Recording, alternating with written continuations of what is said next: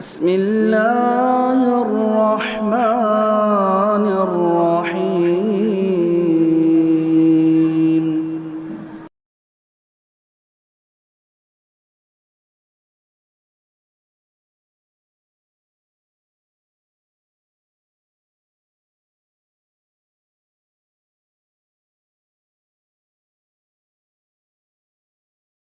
الحمدللہ رب العالمین والصلاة والسلام علی سید المرسلین وعلی آلہ وصحبہ اجمعین ومن تبعہم بإحسان الی یوم الدین. اعوذ باللہ من الشیطان الرجیم. بسم اللہ الرحمن الرحیم. یا ایھا الناس اتقوا ربکم ان زلزلۃ الساعۃ شیء عظیم. محترم حاضرین، آج ہمارے سامنے سورۃ الحج ہے، جز 17 میں، جس کی کل آیات 78 ہیں. ان 78 آیات میں سے 5 آیتیں مکہ میں نازل ہوئی، مکی کہلاتی ہیں، اور بقیہ آیتیں مدنی کہلاتی ہیں. اس کے نام ہی سے ظاہر ہے کہ اس سورہ مبارکہ میں اللہ رب العالمین نے حج کے اہم احکامات اور اس سے متعلق کئی تفصیلات بیان کی ہے، اور اس ضمن میں جو ہدایات امت کو، مسلمانوں کو دی ہیں، اس کے ذریعے سے اگر ہم سبق حاصل کریں، اپنی زندگی میں اسے سیکھ کر نافذ کریں، تو یہ امت کے قیام میں، تربیت میں اور اس کی تعمیر میں انتہائی اہم کردار ادا کرنے والے ہیں. حج کا جو پیغام ہے، اس کے مقاصد اور روح امت افراد ہی نہیں، اجتماعی سطح پر پوری امت کو فیض اور فائدہ پہنچانے والے ہیں، امت کو استحکام بخشنے والے ہیں.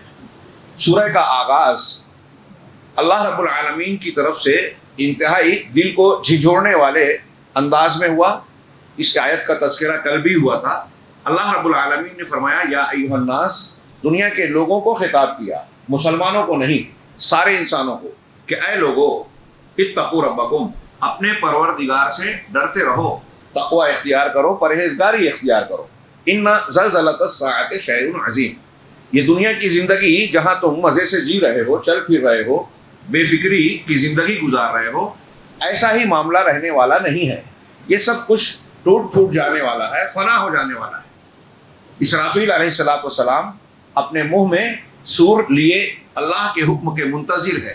جو ہی اللہ کا حکم ہوگا وہ سور پھونکیں گے اور یہ دنیا پوری کی پوری تباہ ہو جائے گی، اور وہ دنیا میں زلزلہ آئے گا. یہ چھوٹا موٹا زلزلہ نہیں آئے گا کہ ہم اور آپ یہاں بیٹھ کر سنتے ہیں فلاں جگہ زلزلہ آیا، اتنی تباہی ہوئی اور ہم کو محسوس بھی نہیں ہوا، بلکہ پوری دنیا کی زمین اتھل پتھل ہو جائے گی. اذا زلزلت الارض زلزالها، جب پوری کی پوری زمین پوری طریقے سے جھنجھڑ جائے گی اور تہو بالا ہو جائے گی، زلزلے کا شکار ہو جائے گی. سخت زلزلہ آئے گا. اس زلزلے کے نتائج کیا ہوں گے؟ ان زلزلۃ الساعۃ، قیامت کا زلزلہ، شیء عظیم، بہت بڑی چیز ہے، معمولی چیز مت سمجھو، چھوٹا زلزلہ مت سمجھو. یوم ترونھا تذہل کل مرضعۃ عما ارضعت، جس دن تم اسے دیکھو گے تو ہر دودھ پلانے والی اپنے دودھ پیتے بچے کو بھول جائے گی، وہ انسانوں کی ماں ہو یا جانوروں کی. وتضع کل ذات حمل حملها، اور ہر حاملہ، انسان ہو یا پھر جانور ہو، ہر حاملہ اپنا حمل ساقط کر دے گی دہشت اور خوف کے مارے. وَتَرَى النَّاسَ سُكَارَىٰ، اور آپ لوگوں کو مدہوش دیکھیں گے، ایسا لگے گا کہ مستی میں، نشے میں چل رہے ہیں. وَمَا هُمْ بِسُكَارَىٰ، حالانکہ وہ نشے میں، مدہوشی میں نہیں ہوں گے. وَلَكِنَّ عَذَابَ اللَّهِ شَدِيدٌ، لیکن اللہ کا عذاب بڑا سخت ہوگا. اس عذاب کی دہشت سے یہ سارے واقعات رونما ہوں گے. اس کے نقشے قرآن مجید میں اور بھی دوسری جگہوں پر کھینچے گئے ہیں کہ یہ وہ دن ہوگا کہ جوان کو بوڑھا بنا دے گا. یوم یجعل الولدان شیبا، سورہ مزمل میں کہا کہ یہ وہ دن ہوگا کہ بچوں کو، جوانوں کو نہیں، بچوں کو بوڑھا بنا دے گا. یہ پہلا نفخہ ہوگا، پہلا منظر ہوگا. سب لوگ ختم ہوں گے، پھر دوبارہ زندہ ہوں گے دوسرے سور میں، اور میدان محشر میں اکٹھا ہوں گے. حساب و کتاب ہوگا. اب جن لوگوں نے انکار کی، اللہ کی نافرمانی کی روش اختیار کی ہوگی، اور اللہ کے جناب سے ان کے حق میں عذاب کا اور سزا کا فیصلہ ہوگا، ان کا کیا معاملہ ہوگا؟ اسی سورہ مبارکہ کے آگے کی ایک آیت میں اس سے جوڑ کے پیش کرنا چاہتا ہوں کہ یہ پہلا مرحلہ ہوگا قیامت کا، اور اگلا نتیجہ اللہ رب العالمین نے فرمایا حاذان خصمان اختصموا فی ربہم، یہ دنیا کے معاملے میں کہ ہم جو زندگی گزار رہے ہیں، دو میں سے کوئی ایک فریق ہے، یا تو ہم حق کے علم بردار ہیں اللہ کی پارٹی سے، یا پھر ناحق کے علم بردار ہیں شیطان کی پارٹی سے۔ بیسیکلی یہ دو ہی پارٹیاں اور جماعتیں دنیا میں ہیں۔ اب جو شیطان کی پارٹیاں ہیں، نام الگ الگ ہیں، مذہب الگ الگ ہیں، فرقے الگ الگ ہیں، لیکن وہ شیطان کی پارٹیاں ہیں جہاں شرک ہے، بدعت ہے، خرافات ہے، اللہ اور اس کے رسول کی شریعت کی مخالفت ہے، وہ شیاطین کی پارٹی ہے۔ اور اس کے مقابلے میں اہل ایمان ہیں، مسلمان ہیں، قرآن کو ماننے والے، حدیث کو ماننے والے، ان کو پڑھنے، سیکھنے اور اپنی زندگی میں نافذ کرنے والے۔ یہ دو فریق ہیں، یہ دونوں کا جھگڑا ہے۔ حاذان خصمان اختصموا فی ربہم، یہ دو جماعتیں دنیا میں مسلسل لڑ رہی ہیں، حق و باطل کی آویزش پیہم ہے، دونوں کے درمیان تناؤ ہے، جھگڑا ہے، لڑائی ہے، قیامت تک رہے گی، ختم نہیں ہوگی۔ تو یہ دو فریق ہیں جو آپس میں لڑ رہے ہیں۔ کہاں کس بارے میں لڑ رہے ہیں؟ اختصموا فی ربہم، اپنے پروردگار کے بارے میں۔ یہ عمومی طور سے ہر حق و باطل کی لڑائی کرنے والے اور ہر سپاہی کے بارے میں ہے، وہ ادھر کا ہو یا ادھر کا، دو فریق ہیں، جھگڑا ہو رہا ہے۔ یہاں ہمیں بظاہر کبھی ایک اس کا پلڑا بھاری، کبھی اس کا پلڑا بھاری نظر آتا ہے۔ حضرت علی رضی اللہ تعالیٰ عنہ نے اس آیت کو اپنے بارے میں کہا کہ یہ ہمارے بارے میں، یعنی اہل بدر کے بارے میں نازل ہوئی۔ جب اللہ کے رسول صلی اللہ علیہ وسلم نے آغاز جنگ کے وقت یہ کہا کہ ادھر سے عتبہ شیبہ ربیعہ آئے کفار کی طرف سے، اور انصار کے 3 لوگ آئے، تو کہا کہ ہم اپنے بنی عم کو چاہتے ہیں، آپ سے ہم کو کوئی لینا دینا نہیں، ہمارے رشتہ داروں کو بھیجو جو ہجرت کر کے تمہارے پاس آئے ہیں۔ تو اللہ کے رسول صلی اللہ علیہ وسلم نے کہا قم یا حمزہ، قم یا علی، قل یا عبیدہ بن الحارث، علی، حمزہ اور عبیدہ، تم تینوں اٹھو۔ یہ تینوں مہاجرین میں سے تھے، اور ان کا پہلا وار ابتدائے جنگ یہیں سے ہوئی دعوت مبارزت کے بعد۔ چنانچہ حضرت علی رضی اللہ تعالیٰ عنہ کہتے ہیں کہ غزوہ بدر میں جو اہل ایمان تھے اور ان کے مقابلے میں اہل شرک تھے، ان کے بارے میں اللہ نے یہ کہا حاذان خصمان اختصموا فی ربہم، یہ دو فریق ہیں، دو لوگ ہیں جو اپنے پروردگار کے بارے میں لڑ پڑے، جھگڑا ہوا۔ آگے کہا فالذین کفروا، اب یہ دو فریق ہیں، میں نے پہلا معنی جو بیان کیا وہ سامنے رکھیے، عمومی طور سے اہل حق اور اہل باطل۔ یہاں اہل باطل سے یہ بھی مراد ہے، کوئی مانے نہ مانے، برا مانے، لیکن یہ جان لیں، دل میں لکھ لیں کہ اسلام کا نام لیتے ہوں، قرآن و حدیث کو اور کلمہ شہادت کا اعتراف کرنے کا دعویٰ کرتے ہوں، لیکن اگر ان کے عقیدے عمل میں شرک اکبر ہے، کفر اکبر ہے، بدعت مکفرہ ہے، تو وہ بھی اس میں اللہ کے گروپ سے نہیں ہیں، وہ اللہ کے دین کے مخالف ہیں، ان 73 فرقوں میں سے ہیں جو کہ جہنم کے راستے، ان فرقوں میں سے ہیں جو جہنم کے راستے پر چل رہے ہیں۔ لہذا صرف کلمہ پڑھ لینے سے کوئی یہ نہ سمجھے کہ میں اللہ کی جماعت میں ہوں۔ آپ کی توحید خالص ہونی چاہیے، آپ کی اتباع رسول واضح اور صاف ہونا چاہیے، اللہ کو اللہ کا مقام دیا جائے، درجہ دیا جائے، یہ عبودیت ہے، لا الہ الا اللہ کا تقاضا ہے۔ محمد رسول اللہ صلی اللہ علیہ وسلم کو آپ کا مقام دیا جائے، آپ کی حکم کے آگے کسی امام، کسی پیر، کسی بزرگ، کسی دادا پردادا کی بات کو نہ مانا جائے۔ یہ رسول اللہ صلی اللہ علیہ وسلم کا حق ہے، آپ کا مقام ہے، آپ کی حیثیت ہے جو اللہ نے متعین کی ہے۔ اگر آپ نہیں مانتے، کوئی اصول قاعدہ بنا کے یہ کہتے ہو کہ میں فلاں امام کی مان رہا ہوں، اگرچہ اس کی بات حدیث کے خلاف ہمیں نظر آ رہی ہے، لیکن اس لیے میں یہی مانوں گا کہ میرا مسلک یہی ہے، تو آپ محمد رسول اللہ کے تقاضے کو نہیں مانتے۔ یہ سادی سی چھوٹی سی بات میں کہہ رہا ہوں، پھر اس بنیاد پر کہاں کہاں تک آدمی جاتا ہے، اور جہاں تک جاتا ہے وہاں اللہ رب العالمین کی تعلیم اور آپ اللہ کے مقررہ دین اور اصول سے ہٹ جاتا ہے۔ نتیجہ یہ ہوتا ہے کہ وہ پورے طریقے سے اللہ کی جماعت اور پارٹی کا آدمی نہیں رہتا۔ اب جو لوگ انکار کر رہے ہیں، نہیں مان رہے ہیں، وہ سب آ گئے اس میں، کفر اکبر والے، کفر اصغر والے بھی چھوٹے پیمانے پر۔ ہاں، جو لوگ کافر ہیں، کفر کرنے والے ہیں، ان کے لیے اللہ نے کہا قطعت لہم ثیاب من نار۔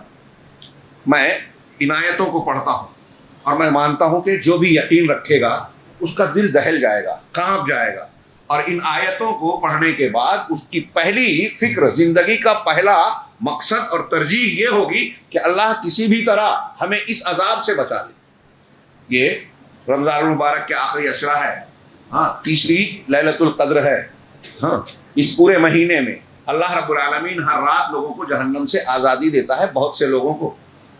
وہ جو اہل ایمان ہیں، تقوی والے ہیں، ہمیں بھی رونا چاہیے اللہ کے جناب میں، گڑگڑانا چاہیے، مانگنا چاہیے، اللہ سے پناہ مانگنا چاہیے۔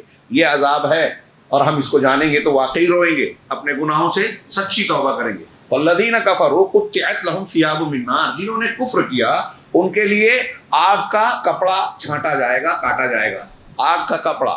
ہاں، اس سے پہلے سورہ ابراہیم میں گزرا کہ کافروں کے بدن پر جو ہے قطران، ڈامر یا تارکول لگا دیا جائے گا، یہاں ہے کپڑا پہنایا جائے گا۔ سورہ حمزہ میں ہے کہ تطلع علی الافئدہ، یہ جہنم کی آگ اندر تک گھسے گی، دلوں تک، صرف اوپر نہیں جلائے گی، اندر تک گھسے گی۔ سورہ اعراف میں کہا لہم من جہنم مہاد ومن فوقہم غواش، ان کے لیے جہنم میں آگ کا ہی بچھونا ہوگا اور اوپر سے آگ کا ہی اوڑھنا ہوگا۔ سورہ کہف میں ہم نے پڑھا احاط بہم سرادقھا، کہ ان کے خیمے کا جو ٹینٹ کا جو پردہ ہوگا، سرادق پردہ یا کپڑا، وہ ان کو آگ کا ہوگا جو ان کو ڈھانکے ہوئے ہوگا۔ آگ ہی آگ ہوگی ہر طرف سے، اندر سے باہر سے، اور ڈامر سے زیادہ کالی دنیا کی آگ سے 69 گنا زیادہ۔ آدمی موت کو پکارے گا، مرے گا نہیں، اوپر اندر سب سے جلے گا لیکن موت نہیں آئے گی۔ اللہ کہہ رہا ہے کہ ان کے لیے آگ کا کپڑا جو ہے کاٹا جائے گا۔ یصب من فوق رؤوسہم الحمیم، ان کے سروں کے اوپر سے انتہائی کھولتا ہوا پانی ڈالا جائے گا، بہایا جائے گا۔ یسحر بہ ما فی بطونہم والجنود، اس کی وجہ سے ان کے پیٹ کے اندر کی ساری چیزیں اور ان کی چمڑیاں، کھالیں جھلس جائے گی، گل جائے گی، یسحر بہ گلا دی جائے گی۔ وَلَهُمْ مَقَامِعُ مِنْ حَدِيدٍ، اور ان کو سزا دینے کے لیے، مارنے کے لیے لوہے کے ہتھوڑے ہوں گے بڑے بڑے۔ ہاں، كُلَّمَا أَرَادُوا أَن يَخْرُجَ مِنْهَا مِنْ غَمٍّ أُعِيدُوا فِيهَا، جب بھی وہ چاہیں گے کہ اس غم سے، اس کرب سے نکلنے کے لیے بھاگیں، نکلنے کی کوشش کریں گے، تو اس بڑے ہتھوڑے سے فرشتوں کے ذریعے ان کو مارا جائے گا اور واپس جہنم میں دھکیل دیا جائے گا۔ ہاں، اللہ تعالیٰ نے کہا اور کہا جائے گا وَذُوقُوا عَذَابَ الْحَرِيقِ، جلنے کا مزہ چکھو، جلنے کا کے عذاب کا مزہ چکھو۔ یہ زلزلۃ الساعہ شروعات کی، اور آگے کچھ آیتوں کے بعد اللہ رب العالمین نے جہنم کا یہ نقشہ کھینچا۔ غور کیجئے، ہمیں کتنی بری طریقے سے اپنے آپ کو تیار کرنا چاہیے، آگاہ ہونا چاہیے، اور دنیا کی سارے کاموں میں ہماری مصروفیات، جائز مصروفیات ٹھیک ہیں، لیکن سب سے زیادہ ترجیح اسے دینا چاہیے کہ ہم اپنے آپ کو، اپنے اہل و عیال کو، اپنے محبوب لوگوں کو اس بھیانک عذاب سے بچائیں۔ شروعات اس موضوع سے کی گئی کہ تقوی اختیار کرو تو بچو گے، روزہ متقی بنانے کے لیے ہے، اور سورہ کے آخر میں بالکل خاتمے پر اللہ رب العالمین نے کچھ تعلیمات دی ہیں جس کو ہم نے اختیار کیا زندگی میں تو ہم متقی بنیں گے۔ کیا کہا؟ وَجَاهِدُوا فِي اللَّهِ حَقَّ جِهَادِهِ، اللہ کے راستے میں ویسا جہاد کرو جیسا جہاد کا حق ہے۔ ہمارے یہاں لفظ جہاد آتا ہے تو اب مسلمانوں سے بڑھ کر کافروں، مشرکین، امریکہ، یورپ کے بھی کان کھڑے ہو جاتے ہیں کہ جہاد کی بات کر رہے ہیں۔ یہ جہاد اگر وہ سمجھ لیں میں تو وہ بھی کہیں گے کہ ہم کو بھی جہاد کرنا ہے۔ میں مبالغہ نہیں کر رہا ہوں۔ جہاد کا مقصد، ایک سورہ حج پہلی سورہ ہے جس میں مسلمانوں کو سب سے پہلے جہاد کی اجازت دی گئی اہل علم کے مطابق، اذن للناس والی آیت آ رہی ہے آگے۔ ہاں، سب سے پہلے اجازت دی گئی، اور اس میں مقصد بتایا گیا کہ اس میں جو ظالمین ہیں، جو لوگوں کو گھروں سے نکال رہے ہیں اہل ایمان کو، ان کے اوپر ظلم و زیادتی کر رہے ہیں، اس ظلم کو روکا جائے اور اللہ کے کلمے کو بلند کیا جائے۔ جہاد کا مقصد کسی کو ناحق مارنا نہیں ہے، کسی معصوم پر ظلم کرنا نہیں ہے، بلکہ ظلم کا خاتمہ کرنا ہے اور اللہ کے پیغام کو، اس کی دعوت کو لوگوں تک پہنچانے کے لیے رکاوٹوں کو ہٹانا ہے۔ بنیادی طور سے یہ میں نے اپنے الفاظ میں بیان کیا، یہ مقصد ہے۔ تو شر اور شر کے عناصر کا خاتمہ یا ان کو کمزور کرنا، یہ تو دنیا کی ہر حکومت کا کام ہے۔ سیاست کس کو کہتے ہیں؟ سیاست کا لفظی معنی انتظام و انصرام ہوتا ہے۔ انتظام و انصرام کیا ہے؟ ایک حاکم ہو، کسی بھی سطح کا حاکم ہو، گھر کی ایک سیاست ہوتی ہے، محلے کی، شہر کی، پھر ملک کی۔ سیاست داں جو حاکم ہے، جو ذمہ دار ہے، وہ کیا کرنا ہے؟ اس کی ذمہ داری بیسیکلی کیا ہے؟ بنیادی طور سے کہ وہ اپنے گھر کی سیاست کرتے ہوئے گھر کے لوگوں کو ان کی بنیادی ضرورت فراہم کرے، اچھا ماحول دے، کھانا پینا، دیگر ضروریات اور لوازمات کی فراہمی آسان کرے، کسی تکلیف اور پریشانی کی بات ہے تو اس کو دور کرے۔ گھر کا بھی آدمی کرے گا، ملک کا بھی حاکم اور ذمہ دار کرے گا۔ اب ہمارے یہاں دنیا میں مانا گیا کہ قانون بنانے کے لیے، قانون جو بنتے ہیں 5 چیزوں کی حفاظت بیسیکلی اس کا مقصود ہے۔ لوگوں کی جان محفوظ ہو، مال محفوظ ہو، عزت و آبرو محفوظ ہو، ان کی جو ہے مذہبی مقدسات اور مذہب محفوظ ہو، عقل، شعور اور جسمانی صحت محفوظ ہو۔ یہ 5 چیزیں ہیں، قوانین کا مقصد ہے۔ اور دنیا کے جتنے قوانین ہیں آج ان 5 چیزوں کی حفاظت میں کتنے کامیاب ہیں، غور کیا جائے۔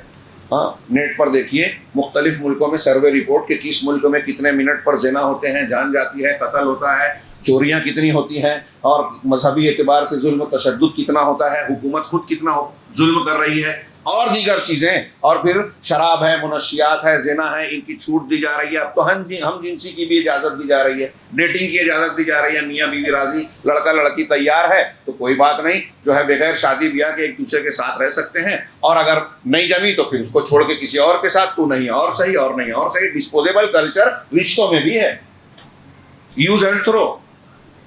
تو اس کے نتائج کتنے بھیانک آ رہے ہیں. اس کے نتائج کی شکل میں آج وہ معاشرے، یورپ اور امریکہ کے مغربی معاشرے جو اس کی چھوٹ دے کر بیٹھے ہیں، بہت سارے ایسے مسائل سے جھوج رہے ہیں جن کو ہم عذاب علیم سے نہیں کہہ سکتے دنیاوی اعتبار سے، اب عذاب علیم سے کم نہیں کہہ سکتے.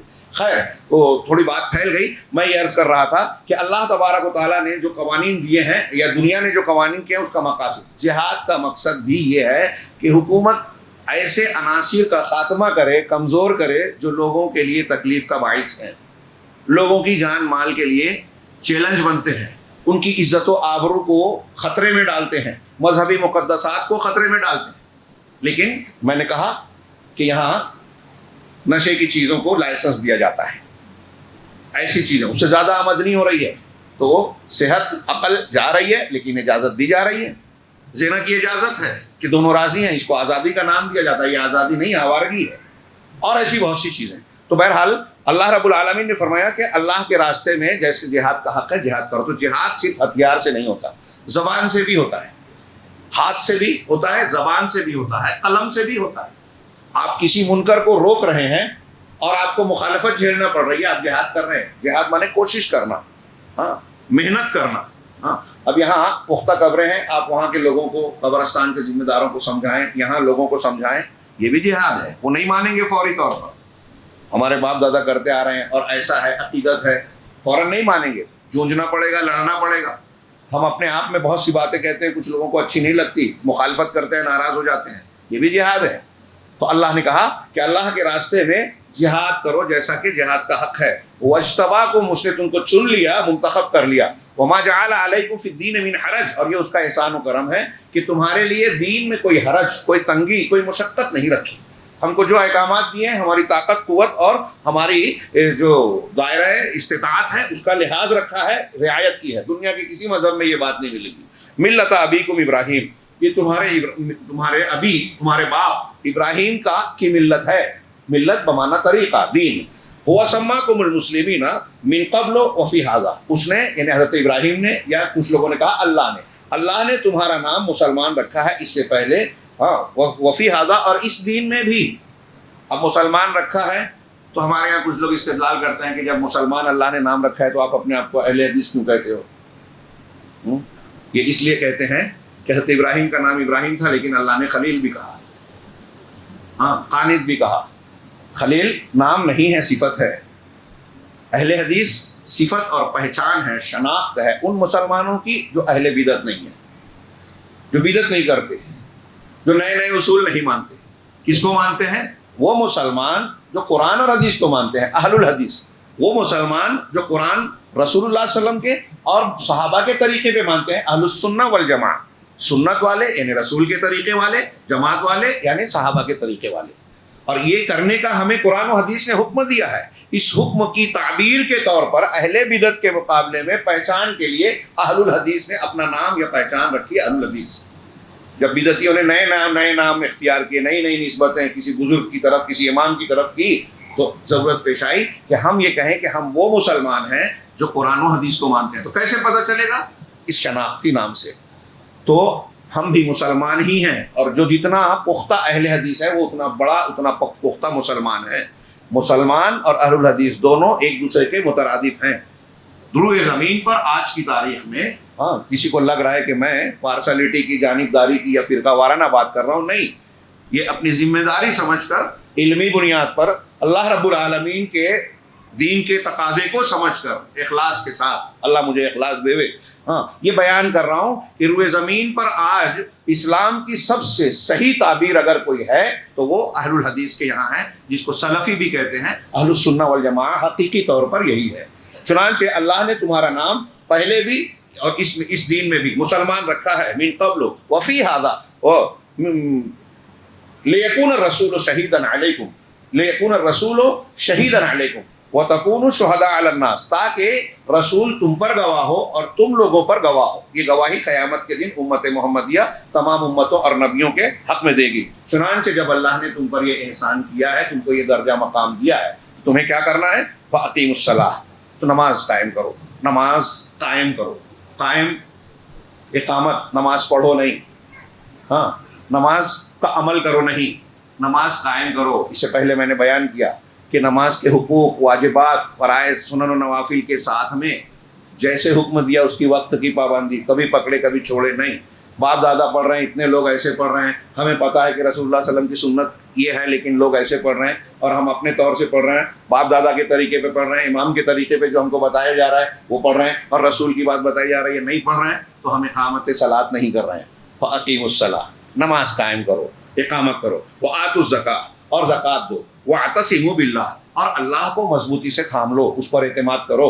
ہاں ہوا مولاکم، وہی تمہارا مولا ہے، تمہارا مالک ہے، کوئی دوسرا نہیں ہے۔ کسی اور کی امید پر، کسی اور کے در پر نہ جھکو، کسی اور کے قانون کو نہ مانو، کسی اور کے ضابطے کو، ان کے طریقے کو اختیار نہ کرو، اللہ کو مانو اور اسی پر بھروسہ رکھو۔ فنعم المولا ونعم النصیر، بس کیا ہی اچھا مالک ہے اور کتنا بہتر مددگار ہے۔ یہ سورہ کے آخر کی یہ تعلیمات اگر ہم اپنی زندگی میں نافذ کریں تو ہم اس طبقے میں ہوں گے جن کو حکم دیا اللہ نے کہ قیامت کے زلزلے سے ڈرو اور بچو، جن کے بارے میں کہا کہ جہنم کی آگ سے تم بچ سکتے ہو۔ اللہ رب العالمین نے اس کے بعد جو مضامین بیان کیے اس میں پورے دین کے مختلف پہلوؤں کا تذکرہ ہے، لیکن بنیادی طور پہ اس میں تقوی کے حکم کے ساتھ حج کے احکام اور بہت سارے مسائل بیان کیے گئے ہیں۔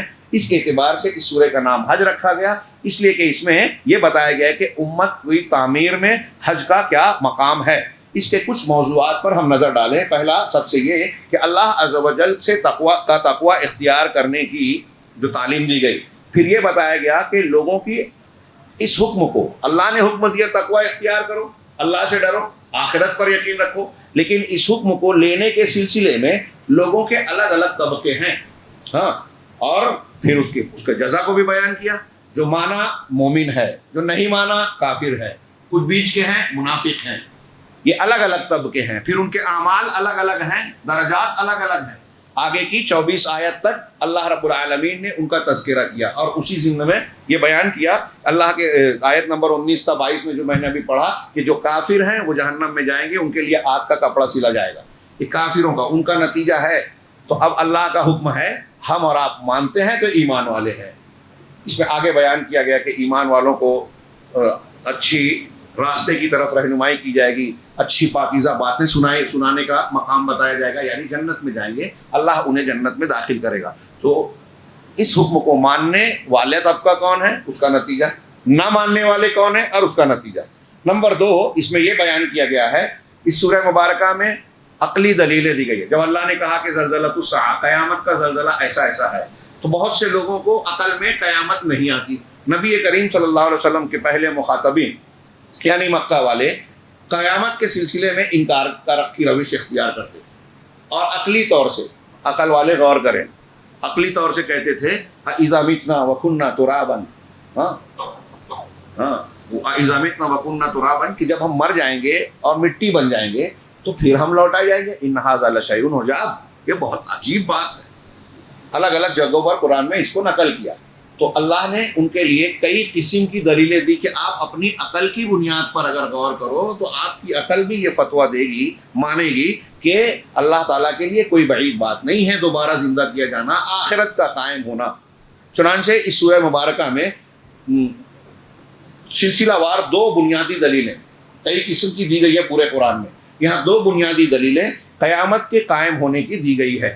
اگر منکرین قیامت اس پر غور کریں تو انہیں جواب ملے گا کہ آپ کی عقل کا بھی تقاضا کہ قیامت واقع ہوگی۔ اس میں پہلی دلیل دی یا ایھا الناس ان کنتم فی ریب من البعث، ہاں، قیامت کا قائم ہونا، قبر کے معاملات، برزخی زندگی اور برزخی زندگی میں عذاب قبر یا ثواب قبر۔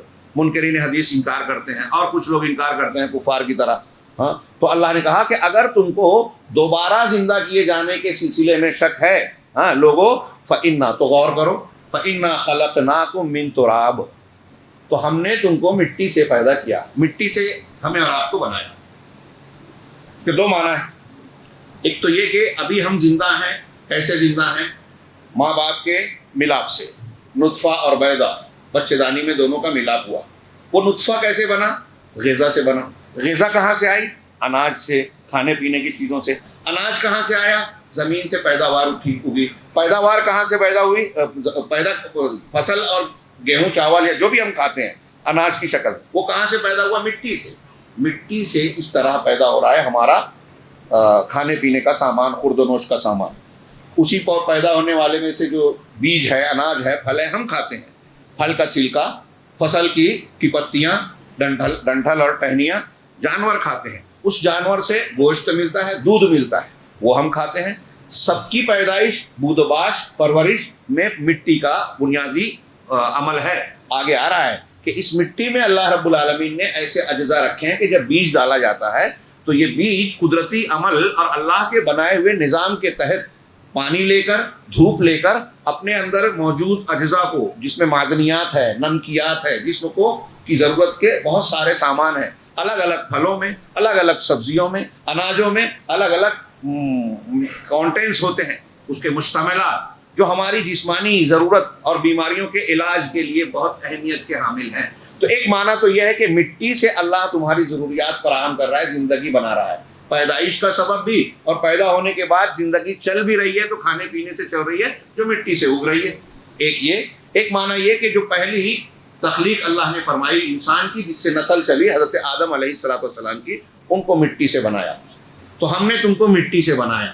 اگر وہ نہیں جانتے تو یہاں تو دیکھ رہے ہو، کفار سے کہا آدم علیہ السلام کی تخلیق کے بارے میں تم اگر نہیں مانتے تو یہ تو دیکھ رہے ہو کہ مٹی سے بنایا۔ ثم من نطفۃ، پھر اس کے بعد نطفے سے، مٹی سے نطفہ بنا، میاں بیوی کا ملاپ ہوا، اب نطفہ مادر رحم میں گیا۔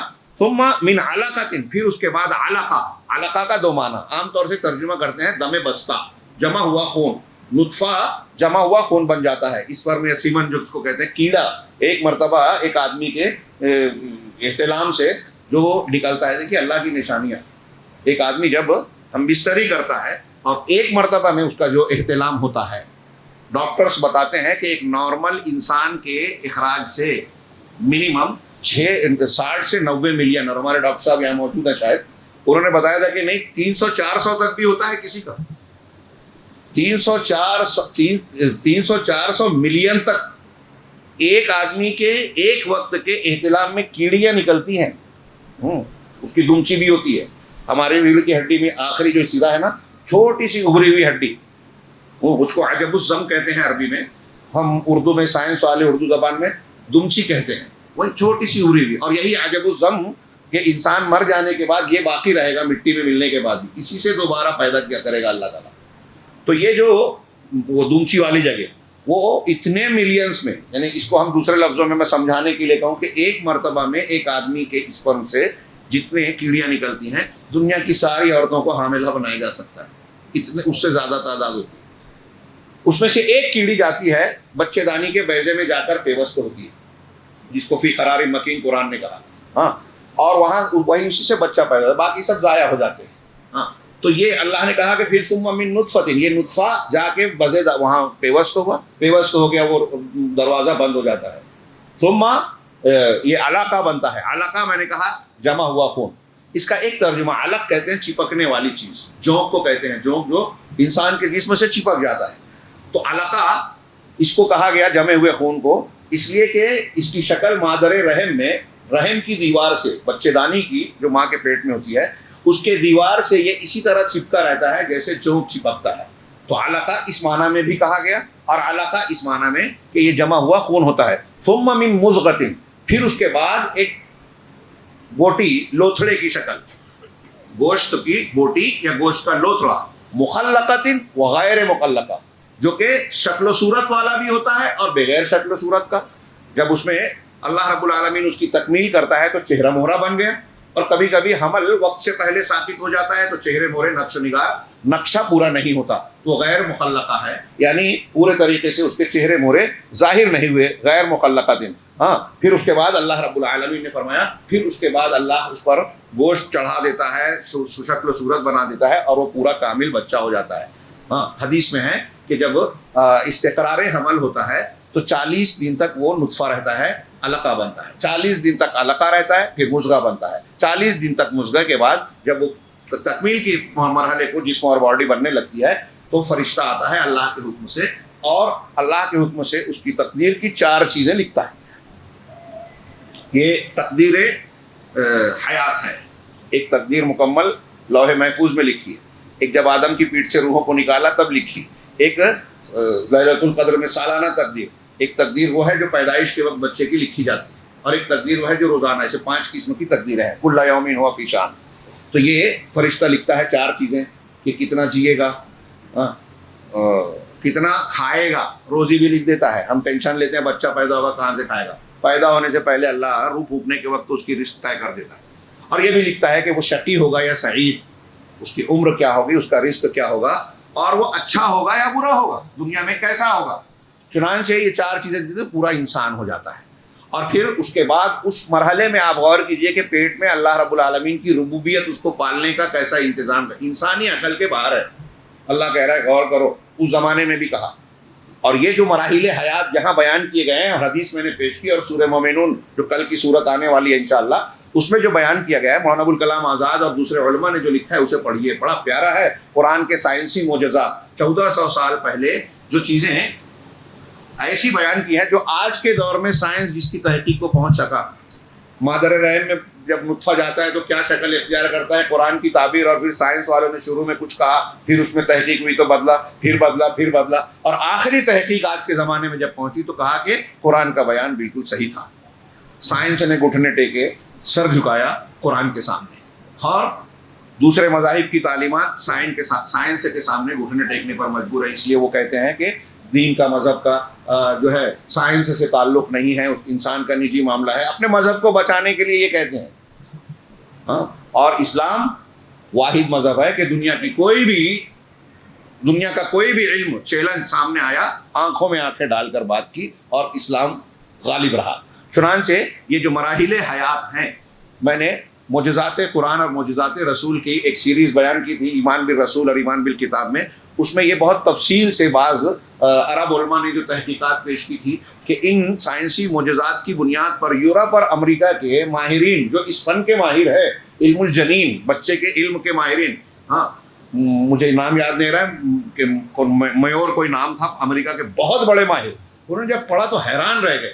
انہوں نے کہا کہ قرآن اور اللہ کے نبی صلی اللہ علیہ وسلم جب یہ 1400 سال پہلے اگر یہ بیان کیا ہے، یہ ممکن ہی نہیں ہے اس زمانے کے پڑھے لکھے جو بھی اس زمانے کے اعلیٰ سے اعلیٰ تعلیم یافتہ ہو، 300-400 سال پہلے، 100-200 سال پہلے کے پڑھے لکھے بھی یہ باتیں نہیں بیان کر سکتے تھے ماں کے پیٹ کے اندر.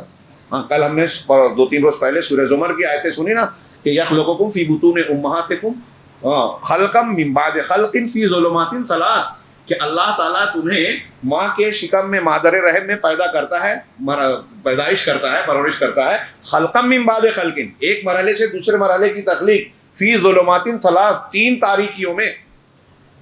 نبی کریم صلی اللہ علیہ وسلم کوئی سرجن تھے؟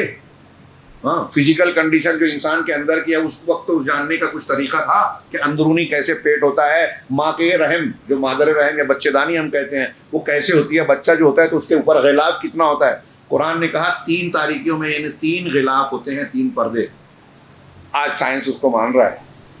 تو لوگوں نے کہا کہ یہ کوئی انسان بول ہی نہیں سکتا تھا 1400 سال پہلے. اور پھر رسول اللہ صلی اللہ علیہ وسلم تو امی تھے، کسی کالج اسکول میں نہیں پڑھے تھے، اس دور کی سائنسی تحقیقات بھی نہیں تھی، ہاں گھٹنوں کے بل بھی نہیں چل رہی تھی. اس درجے کی بات بتانا، یہ اس بات کا واضح ثبوت ہے کہ یہ قرآن محمد صلی اللہ علیہ وسلم کا یا کسی بھی انسان یا مخلوق کا نہیں، بلکہ لوگوں کے پیدا کرنے والی ذات اللہ تبارک و تعالیٰ کا کلام ہے.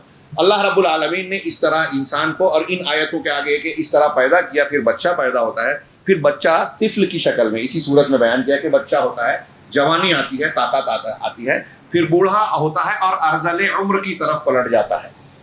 ارذل عمر کا ترجمہ نکمی عمر کہتے ہیں، وہ عمر جس میں انسان کچھ کر نہیں پاتا، سوجھ بوجھ عقل پھر سے بچپن اور اس سے بھی پیچھے چلی جاتی ہے بچپن کے درجے میں، تو اس کو ارذل عمر سے پناہ مانگنے کی تعلیم دی ہے کہ یہ دعا مانگنی چاہیے۔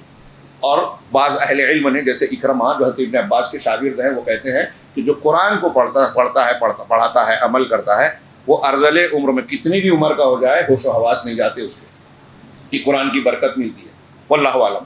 تو آگے کہا، اس کو پیش کیا، پھر دوسری دلیل دی، قیامت کے قائم ہونے کی دوسری دلیل اللہ تبارک و تعالیٰ نے انہی آیتوں کے ساتھ فوراً کہا کہ وَتَرَى الْأَرْضَ حَامِدَةً، آپ جو ہے زمین کو خشک دیکھتے ہیں، ابھی گرمی چل رہی ہے، گرمی کا موسم ختم ہوتے ہوتے آپ جب زمین کی حالت دیکھیں گے، چٹیل میدان، زمین پھٹ جاتی ہے، اب اس میں پودے نظر نہیں آتے، ہریالی نہیں دکھتی، یہ زمین مردہ ہو گئی، اس کو مردہ زمین کہا جاتا ہے، پیدا کرنے کی صلاحیت کھو دی۔ تو کہا کہ تم دیکھتے ہو کہ زمین حامدۃ، زمین کو خشک دیکھتے ہو، ہاں، فَإِذَا أَنزَلْنَا عَلَيْهَا الْمَاءَ اهْتَزَّتْ وَرَبَتْ وَأَنبَتَتْ مِن كُلِّ زَوْجٍ بَهِيجٍ۔ قرآن کا معجزہ ہے 3 لفظ، ہاں، میں نے اس پہ 2-3 درست دیے، صرف یہ 2-3 لفظوں میں، اپنی طرف سے نہیں، سائنسی تحقیق کی روشنی میں، کہ جب ہم اس پر پانی اتارتے ہیں، یعنی بارش کے قطرات نازل ہوتے ہیں، تو یہ جیسے ہی پانی اس میں پڑتا ہے جاتا ہے تو اہتزت، وہ ابھر جاتی ہے، اندر عمل شروع ہو جاتا ہے، ہاں، پانی گھستا ہے مٹی کے اندر، حرکت شروع ہو جاتی ہے، اہتزت وربت، اور وہ پھولنے لگتی ہے، ہاں، وانبتت من کل زوج بہیج، اور ہر رونق دار با رونق نباتات کو اگاتی ہے۔ آپ یہ جو 3 جملہ کہا ہے، اس کی جا کے آپ سائنسی تحقیق پڑھیے، ہمارے یہاں کوئی باٹنی والا ہو، کوئی ٹیچر، کوئی پروفیسر، اس سے آپ اس لفظ کو بتا کے بولیے کہ جب پانی گرتا ہے تو پیڑ پودے، فصل یا مختلف قسم کے خود رو تو نباتات کیسے اگتے ہیں، ان میں کیا قدرتی کیمیائی عمل ہوتا ہے، تو وہ جب بتائے گا آپ ششدر رہ جائیں گے۔ یہ اللہ رب العالمین کے 3 جملوں میں سمٹا ہوا ہے کہ کس طرح اس کے لیے ابھرنا، پھولنا اور پھر پیدا کرنا، یہ لفظ استعمال کیا۔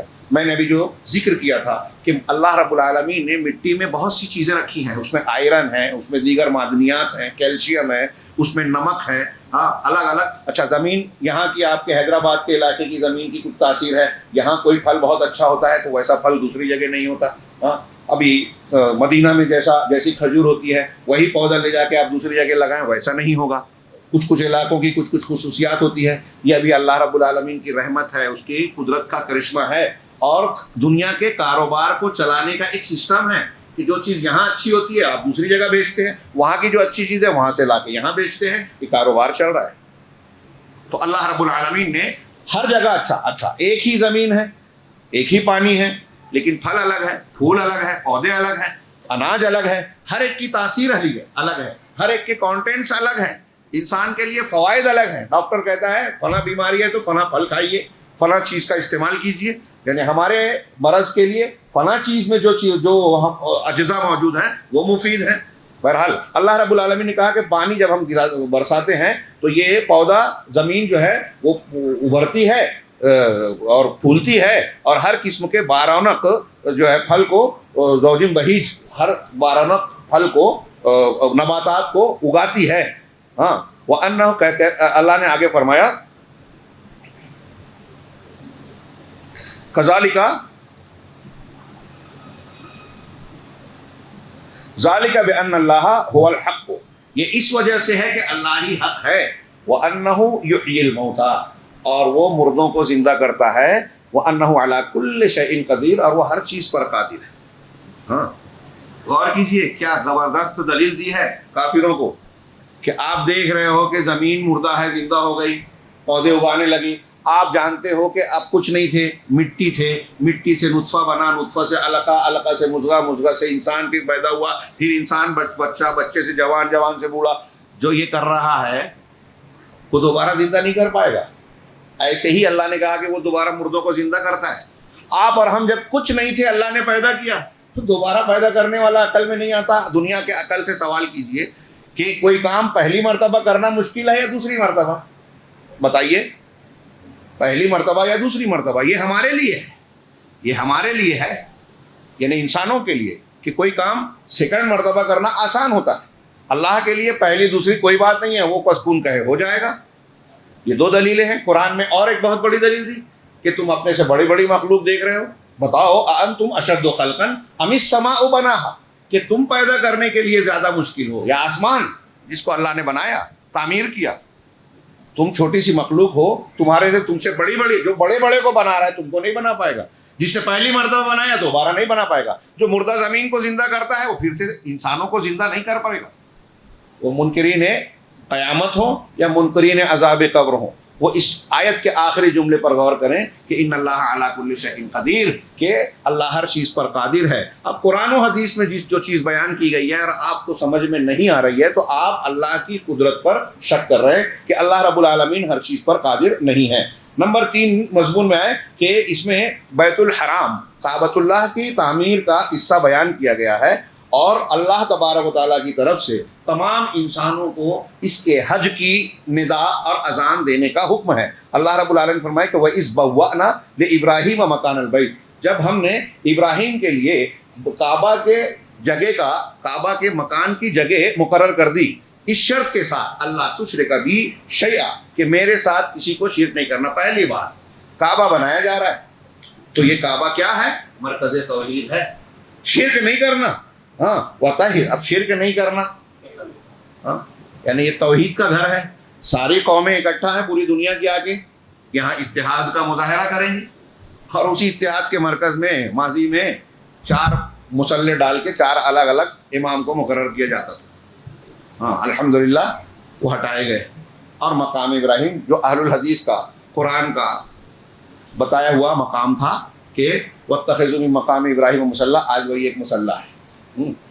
کسی عالم نے بڑا پیارا جملہ کہا تھا کہ جب کعبۃ اللہ میں 4 امام 4 مصلی بن گئے، یہ 5ویں کو چھوڑ کر، پہلے کو چھوڑ کر مقام ابراہیم، تو شیطان اللہ تعالیٰ سے کہتا ہوگا ہنس کے کہ دیکھ اللہ تعالیٰ جس مقام کو تو نے مسلمانوں کی اپنے ماننے والوں کے اتحاد کا مرکز بنایا تھا، میں نے وہیں ان کو 5 میں بانٹ دیا، وہیں ان کو اختلاف میں ڈال دیا. ہاں اللہ الحمدللہ آج وہ ختم ہو گیا. تو اللہ نے کہا کہ کعبہ کے مقام کو مقرر کیا ابراہیم کو، اور اس شرط پر کہ میرے ساتھ کچھ بھی شرک نہیں کرنا، کچھ بھی شیئن کہا. ہاں وطہر بیتی للطائفین والقائمین والرکع السجود، اور میرے گھر کو کعبہ کو طواف کرنے والوں، قیام کرنے والوں یعنی نماز پڑھنے والے، رکوع اور سجود کرنے والوں کے لیے پاک صاف کرنا. اب یہ مسجدیں ہیں اسی کعبہ کی شاخیں ہیں. ہاں مسجدوں کی صفائی ابراہیم نبی کا کام ہے، کوئی چھوٹا کام نہیں ہے. صفائی کرنے والوں کو آپ کمتر سمجھے، اللہ نے ان کو حکم دیا وطہر بیتی ورکع السجود. یہ آیت پھر اس کے بعد اللہ نے یہ بھی حکم دیا کعبہ کی تعمیر کے بعد وَأَذِّن فِي النَّاسِ بِالْحَجِّ يَأْتُوكَ رِجَالًا وَعَلَىٰ كُلِّ ضَامِرٍ يَأْتِينَ مِن كُلِّ فَجٍّ عَمِيقٍ، کہ آپ لوگوں میں حج کی ندا کر دیں، ہاں کہ وہ یہاں آپ کے پاس آئیں پیدل چل کے. اس میں آخر میں ذکر کیا کہ پیدل والوں کا اس ذکر کیا کہ ان کی دلجوئی کی جائے کہ کوئی سواری پہ یا کوئی اعلیٰ سطح پہ جا رہا ہے تو آپ اپنے آپ کو کمتر نہ سمجھیں، آپ کا جذبہ عمل محنت ضائع نہیں، آپ اللہ کے نزدیک اس کی بھی قیمت ہے. تو پیدل چلنے والے اور ہر لاغر اور کمزور اونٹنی پر، ضامر دور دراز سے سفر کر کے جب آئیں گی اونٹنیاں تو کمزوری اور تھکن کا شکار ہو جائے گی. یاتین من کل فج عمیق، جو دور دراز کے راستوں سے آئے گی. اللہ نے حضرت ابراہیم سے کہا آپ اذان دے دیجیے، اور حضرت ابراہیم نے یہ اذان بھی دی اور پھر اللہ سے دعا بھی کی جو سورہ ابراہیم میں ہے کہ میں نے یہ گھر بنایا ہے، اپنے بال بچوں کو چھوڑا ہے تاکہ یہ لوگ نماز قائم کریں. ہاں اور کیوں کیا ہے؟ تاکہ لوگ یہاں آئیں. اور اس میں کہا فَجْعَلْ أَفْئِدَةً مِّنَ النَّاسِ تَهْوِي إِلَيْهِمْ، کہ اے اللہ لوگوں کے دلوں کو ایسا بنا دے کہ ان کی طرف مائل ہو جائے. ہاں اس کا نتیجہ حضرت ابراہیم کی یہ دعا اللہ نے قبول کی. اللہ کا حکم بھی تھا اور آپ نے کام بھی کیا، پھر دعا بھی کی. تو اس کا نتیجہ یہ ہوا، اہل علم کہتے ہیں، مفسرین کہتے ہیں کہ حضرت ابراہیم علیہ السلام کی یہ نحیف سی آواز جو آج سے صدیوں پہلے لگائی گئی تھی، اللہ نے پوری کائنات میں، پوری دنیا میں اس کو پھیلا دیا، اس کی گونج پھیلا دی. اور اس کا جو مقصود تھا کہ لوگوں کا دل اس کی طرف مائل ہو جائے، آج اس دعا کا اثر یہ ہے کہ دنیا کے کسی بھی حصے میں بسنے والا کوئی مسلمان ہو، اس کی یہ خواہش ہوتی ہے، تڑپ اور جذبہ ہوتا ہے کہ میں اللہ کے گھر کی زیارت کروں، حج اور عمرہ کے شرف سے سرفراز ہو جاؤں۔ یہ اللہ رب العالمین نے اس کا ذکر کیا حضرت ابراہیم علیہ السلام کے کام کا بھی۔ دوسرے نمبر 4 بعض احکام حج کا تذکرہ اس سورہ مبارکہ میں کیا گیا ہے، اس کے فائدوں کا، آداب کا، اور اس میں دلوں میں تقوی پیدا کرنے کے، تقوی کے جذبات کو حرکت دینے اور پیدا کرنے کی جو باتیں ہیں اس کی طرف اشارہ کیا، اور یہی اصل مقصود ہے۔ قربانی کا ذکر کیا، اس میں تم چلتے پھرتے اللہ کا ذکر کرو۔ اللہ نے تم کو جانور اس لیے دے گا، لیذکروا فیہا کیا ہے، لیشہدوا منافع للناس، یہ ان دنوں میں تم لوگوں کے فائدے پہ۔ حج کا جب عمل ہوتا ہے تو بہت سے فائدے ہوتے ہیں، کتنی تجارتیں چلتی ہیں، کاروبار چلتا ہے، یہ دنیاوی طور سے، لیکن یہ مقصود نہیں ہے۔ اگر کوئی تجارت کرنے جاتا ہے کہ حج میں جا کے میں فلاں دکان لگاؤں گا، تو اس کا مقصد تجارت ہو گیا، حج نہیں ہوا۔ حج کے لیے جا رہا ہے، حج مقصود ہے، تقوی مقصود ہے، اللہ کی رضا اور فریضہ حج ادا کرنا مقصود ہے، تو اجر و ثواب ملے گا۔ اب اس ضمن میں کوئی کاروبار کر لے رہا ہے تو اس کی اجازت شریعت دے رہی ہے، تو اس کے فائدے بتائے، کچھ آداب بتائے کہ کیسے جانا ہے، اللہ کا ذکر کرنا ہے، اور قربانی کو کیسے ذبح کرنا ہے، قربانی ہو جائے تو گوشت کو کہاں کہاں خرچ کرنا ہے، جو ضرورت مند ہیں ان کو کھلاؤ، خود بھی کھاؤ، ان کو بھی کھلاؤ، سوال کرنے والے کو کھلاؤ، ایسے متعدد احکامات بنائے۔ اور پھر اس ضمن میں قدم قدم پر بتایا کہ ذالک ومن یعظم شعائر اللہ فانھا من تقوی القلوب، یہ جو اللہ کے شعائر، اللہ کی نشانیوں کی تعظیم کرے گا تو یہ دل کی پرہیزگاری میں سے ہے۔ قربانی کا جانور ہم لاتے ہیں، یہ اللہ کا شعار ہے، نشانی ہے، تو اس کی عزت کریں، یہ تقوی کا تقاضا ہے۔ حرم میں جاتے ہیں، بیت اللہ، وہاں کے اعمال اور مناسک کا احترام کریں، یہ شاعر اللہ کی تعظیم میں سے ہے۔ ایسے ہی اللہ اور رسول اللہ صلی اللہ علیہ وسلم نے جو جو چیزیں ہم کو بتائی ہیں اس کی ہمیں تعظیم کرنا چاہیے کہ یہ اللہ کا حکم ہے، یہ رسول کا حکم ہے، اس کی تعظیم کرنا ضروری ہے۔ اللہ کہہ رہا ہے کہ ایسی تعظیم کرنا یہ تقوی، دلوں کے تقوی کا حصہ ہے۔ چنانچہ یہ ہدف ہے۔ اس کے بعد جو ہے اللہ تبارک و تعالیٰ نے اس آیت میں حج کے احکام، مسائل، اور وہ اسی ضمن کی وہ آیت بھی ہے جو آپ سن چکے ہیں، آپ میں سے اکثر کو یاد ہوگی، لن تنالوا البر حتى کیا کہتے ہیں، لن ينال اللہ لحومها ولا دماؤها ولكن يناله التقوى منكم، کہ قربانی کے گوشت، پوشت، ہڈی، چمڑے اللہ کو نہیں پہنچتے بلکہ تمہارے دل کا تقوی پہنچتا ہے، یہ اصل مقصود ہے۔ نمبر 5، اس سورہ مبارکہ میں قتال کی اجازت دی گئی کہ شعائر دین اور عبادات کی حفاظت کے لیے، دشمنوں کی سرکشی سے ان کو تحفظ فراہم کرنے کے لیے یہ جہاد کو مشروع کیا گیا۔ دنیا کا کوئی بھی ملک، کوئی بھی قوم دفاع کو غلط نہیں کہتی۔ آپ کی جان پر کوئی حملہ کر رہا ہے، آپ اپنا دفاع کر رہے ہیں اور اس دفاع میں سامنے والا مر گیا تو یہ جرم نہیں مانا جائے گا۔ یہاں ہمارے ملک میں بھی کورٹ میں اگر آپ یہ ثابت کر دیں کہ آپ نے کسی کا قتل اپنی جان بچانے کے لیے کیا، اپنی عزت بچانے کے لیے کیا، تو یہاں کی کورٹ اور یہاں کا قانون بھی یہ مانتا ہے کہ یہ آپ کا حق ہے، اس کو کرنے سے آپ مجرم نہیں ہوئے۔ جہاد کو یوں سمجھ لینا چاہیے کہ اسی قانون کا ایک حصہ ہے، جہاد کا ایک مقصد کا ایک حصہ یہی ہے، اور حقیقت میں اس سے شر کی طاقتوں کو ختم کیا جاتا ہے۔ اسی لیے جہاں معصوم لوگوں کی جان جائے، یہ بھی دنیا کو معلوم ہونا چاہیے، اور ہم پوری ذمہ داری سے کہہ رہے ہیں کہ اگر کوئی معصوم انسان کی جان لیتا ہے، غلط طریقے سے کسی پر ظلم کرتا ہے، تو یہ جہاد نہیں ہے۔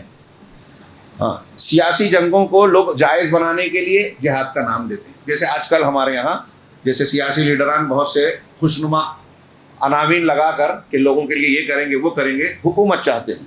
ایسے ہی ہمارے یہاں ماضی میں بھی اور اب بھی ایسے لوگ بھی پائے جاتے ہیں جو دین کا نام لے کے کرسی، سیاست اور سیاسی مقاصد یا دنیا کے مقاصد اور مفادات حاصل کرنا چاہتے ہیں، اس سے اسلام بدنام ہوتا ہے۔ چنانچہ آگے بڑھتے ہیں۔